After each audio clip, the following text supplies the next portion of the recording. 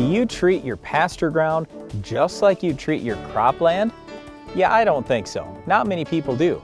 But just think about this. If you treated your pasture ground just like that cropland, I'll bet you could raise 50% more, maybe even 100% more grass each and every year. It's a big deal. Start thinking about your pasture just like a crop. How do I increase grass production? That's our topic now. When you think about crop management, it really starts with managing the soil, and it's the same thing out in pastures. We recommend a good soil testing program in your pastures. Now, you may say, wait a second, soil testing in the pastures, how do I do this, or how often should I be doing this? I would look at it just like you do with your farm fields. You know, we're going to face a lot of the same problems because it's the same soil that you've got out in your fields. So look at a grid soil sampling program to begin with. Maybe you say, I'm going to go 5-acre grids this time. That's fine. It's a lot better than what's been happening out in that pasture ground. And what you'll see real quickly is you may have some pH issues out there in addition to some nutrient issues. If you do, that may require liming in low pH soils. I know a number of farmers and ranchers in the state of Iowa that have been liming their pasture ground just like they lime their fields to try to bring that pH up, and they've seen some marked improvement in grass production. The big thing is to get a complete soil test. You want to look not only at NP and K, but also at your base saturation test, your soil pH, sulfur, calcium, even the micronutrients. Take a look at all these things. You just don't know what could be impacting that grass production unless you get a good test. Okay, the next thing, as you get that soil fertility program working out in your pastures, is to work on your grazing management.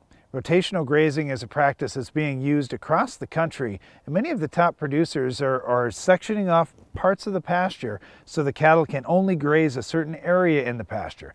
Then, as soon as that area gets grazed down enough, they'll move to the next area and completely protect the area that was just grazed.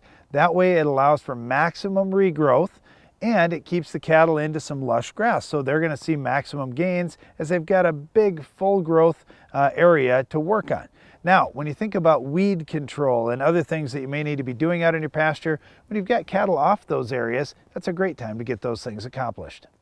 One of the other things I wanted to cover is a product called Rise Up Smart Grass. It's gibberellic acid. And what that does is it increases overall growth in the plant. Now, it won't necessarily increase grain, and where I'm going with this is, hey, gibberellic acid can get used in most any grass crop, like corn or wheat, for example. Well, you'll get more tonnage out there. Will you really get more yield? Maybe not.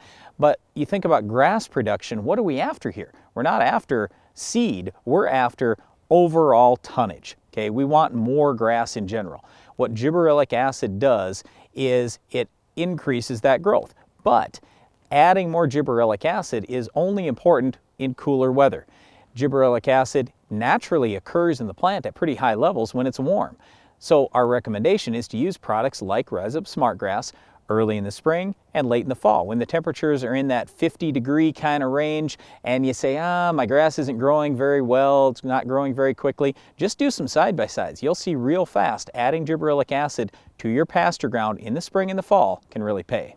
One other spring and fall practice that we really like is weed control. When you're out in a pasture and you look and see where cattle are grazing, for example, a lot of times they'll graze right around those thistles or right around those other problem weeds. Why not eliminate them? Each pound of weed growth out in your pasture is eliminating at least 2 pounds, if not more, of grass growth. So by eliminating all these problem weeds, you're going to see more grass automatically filling in those areas. So get the weeds under control. Start in the spring and then follow back up in the fall as well. Well, you might not need to follow back up in the fall if you do a great job in the spring. But the big thing is you got to scout. You got to look, just like in your crop fields, do you have weeds or not? And if so, what weeds are there? I mean, are you going to need just some 2,4-D? Do you need some Tordon? Maybe Milestone's the product. Maybe it's Chaparral. It just depends on your situation. So let's talk real quick about where each of these products fit. All right, let's talk specific weeds, Brian. Leafy spurge, what do you do? Tordon. Tordon's the best product. Thistles. Milestone, but Tordon can be really good too. Woody species like buckbrush, for example. Well, you could just run 2,4-D with crop oil. I like Tordon, probably the best on a lot of woody species, but Chaparral is excellent on a lot of them too. Okay, how about just some annual broadleaf weeds that pop up? Well, 2,4-D is a nice choice, but see, I think a lot of people are forgetting, all right, if there are so many Extend beans planted in the United States this coming year, maybe a guy should go to dicamba. That's what we've done on our farm, on our pasture ground. We've sprayed dicamba for the last couple of years when we've been raising Extend beans, because we don't have to worry about the off-target movement at all. So I'd take a real hard look, if all you have is annuals, at using some Banville, Clarity, or some type of dicamba. How about two last things, Brian? Yep. Insects and diseases. All right, fortunately, we don't typically have major insect problems out there, but there are some products that could be used. Just check the label in your area, but it could be something like malathion or 7. A lot of times the cheap pyrethroids can't be used while you're grazing, but maybe they can with a certain rotational restriction or pre-harvest interval, however you want to look at that. Anyway, the other thing is, you mentioned diseases. Most farmers are not spraying anything for disease out there, but if you do happen to have some diseases, take a look.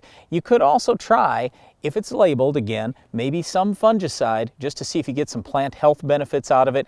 Just something to experiment with, and certainly you got to look at, again, what are the grazing rotational restrictions. But hey, insects and diseases, just other things you need to scout for out in your pasture. And speaking about trials in pasture, there's one interesting one that I've seen over the last few years. Guys that have tried just strips of micronutrient applications out in the pasture, just a blended micro product, to see what happens in terms of growth. Cattle go to those strips first to graze.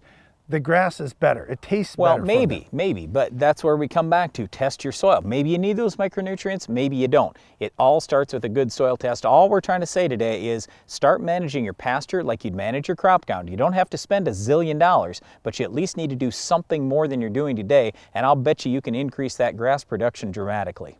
In many areas, there's not as much for pasture acres as there used to be. So we've got to manage them a little more intensely to get more grass growth, more production for our cattle, and to make more profit at the end of the season. Well, one thing you definitely need to do is control our weed of the week. Can you identify this week's weed?